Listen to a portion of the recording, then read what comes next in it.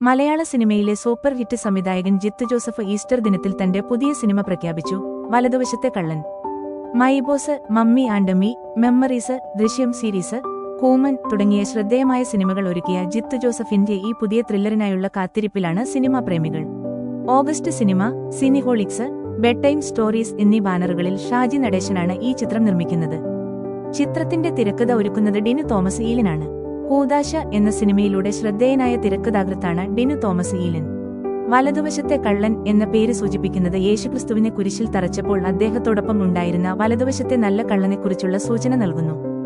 അവസാന നിമിഷം തന്റെ തെറ്റുകൾ ഏറ്റുപറഞ്ഞ് മാനസാന്തരപ്പെട്ട ഈ കള്ളന്റെ കഥ സിനിമയ്ക്ക് ഒരു പ്രചോദനമായേക്കാം. ഇതൊരു സാധാരണ ത്രില്ലർ സിനിമയായിരിക്കില്ലെന്നും ഒരു ആഴത്തിലുള്ള കഥയായിരിക്കുമെന്നും പ്രതീക്ഷിക്കാം. സിനിമയുടെ അഭിനേതാക്കൾ ഉൾപ്പെടെയുള്ള കൂടുതൽ വിവരങ്ങൾ വരും ദിവസങ്ങളിൽ പുറത്തുവരും. ദൃശ്യം 3 മുൻപ് എത്തുന്ന ഈ ത്രില്ലർ ജിത്തു ജോസഫിന്റെ കരിയറിലെ മറ്റൊരു നാഴികക്കല്ലായി മാറുമോ